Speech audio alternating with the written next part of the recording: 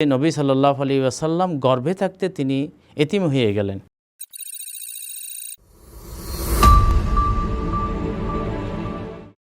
আসসালামু আলাইকুম ওয়া রাহমাতুল্লাহি ওয়া বারাকাতুহু। ইন্নাল হামদালিল্লাহ ওয়াসসালাতু ওয়াসসালামু আলা মান লা নাবিয়্যা বা'দা, আম্মা বাদ। সুপ্রিয় দর্শক, মানাহিল টিভির পক্ষ থেকে আপনাদেরকে স্বাগতম। আজকে আমি একটা বিষয় নিয়ে আলোচনা করব। বিষয়টি হলো মহানবী সাল্লাল্লাহু আলাইহি ওয়াসাল্লাম তিনি যখন গর্ভে আসলেন এর কী অলৌকিকতা প্রকাশ পেয়েছে। মা আমিনা বলেছেন যে রসুলের বাবা হাজা আবদুল্লাহ যখন মা আমিনাকে বিয়ে করেছিলেন বনি জোহরার মধ্যে, তখন কিন্তু তাকে বাসার মধ্যে নিয়ে আসেননি। মাত্র 3 দিন ছিলেন। 3 দিন থাকার পরে তখন আবদুল্লাহ চলে আসলেন এবং এরপরে সিরিয়ার ব্যবসার মধ্যে গেলেন। এখান থেকে আসতেই তিনি মৃত্যুবরণ করেছেন। তাই এক বর্ণনা রয়েছে রসুলের বাবার সাথে মায়ের সাক্ষাৎ হয়েছে মাত্র 3 দিন, এবং এর 2 মাসের মাথায় সিরিয়া থেকে আসার পথে মদিনা থেকে একটু অতিক্রম করার পর তার মৃত্যু হয়ে গেছে। তাহলে এভাবে নবী সাল্লাল্লাহু আলাইহি ওয়াসাল্লাম গর্ভে থাকতে তিনি এতিম হয়ে গেলেন। এবং মা আমেনা বলেন, আমার বাচ্চা যখন গর্ভের মধ্যে চলে আসে তখন আমি স্বপ্নে দেখেছি যে তুমি আনতে হামলতে বিসাইয়্যিদি হাযিহিল উম্মাহ, তুমি এই উম্মতের একজন সর্দারকে গর্ভে ধারণ করেছো।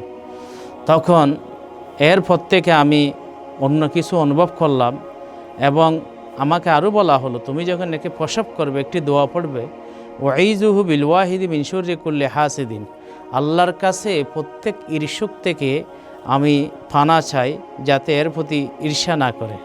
এবং মা আমিনা বলেন, যখন আমি গর্ভে ধারণ করলাম, যখন গর্ভে সাধারণত একজন সন্তান আসে মায়ের দুর্বলতা সৃষ্টি হয়, আয়রন ক্যালসিয়ামের ঘাটতি হয়, ব্যথা লাগে, কষ্ট লাগে, নিদ্রাহীনতা লাগে, সেরকম কোনো কিছু আমি অনুভব করতে পারিনি। বরং শুধুমাত্র এতটাই অনুভব করেছি যে আমার পেটের মধ্যে একটা বাচ্চা হয়েছে, তা বুঝতে পেরেছি এর কারণটা হলো আমার মাসিকটা বন্ধ হয়ে গেছে। এছাড়া আমার কোনো ভারী হয়নি এবং কোনো ব্যথা হয়নি, কোনো বেদনা হয়নি। তাহলে এভাবে রাসূল সাল্লাল্লাহু আলাইহি ওয়াসাল্লাম যখন গর্ভের মধ্যে আসলেন, আল্লাহ রাব্বুল আলামিন মা আমিনার জন্য এটা সহজ করে দিলেন এবং তিনি যে হালকা নড়াচড়া করতেন এর কারণে কোনো ব্যথা অনুভব হয়নি। এভাবে মা আমিনা বলেন, যখন আমি আমার এই মোহাম্মদ বালককে গর্ভে ধারণ করলাম, এভাবে আমি ভালো ভালো স্বপ্ন দেখলাম।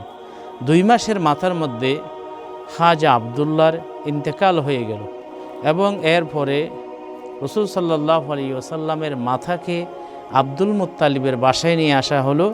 সেখানেই নবী সাল্লাল্লাহু আলাইহি ওয়াসাল্লামের জন্মগ্রহণ করলেন।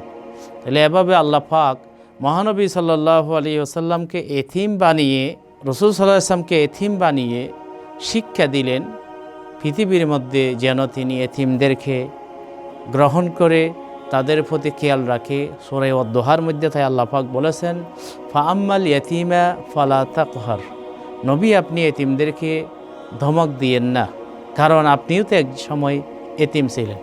সুপ্রিয় দর্শক, এভাবে রাসূল সাল্লাল্লাহু আলাইহি ওয়াসাল্লামের অনেক অলৌকিক ঘটনা মা আমেনা তার গর্ভে ধারণকালে তিনি দেখতে পেয়েছেন। সুপ্রিয় দর্শক, আপনাদেরকে অসংখ্য ধন্যবাদ। আসসালামু আলাইকুম ওয়া রাহমাতুল্লাহি ওয়া বারাকাতুহু।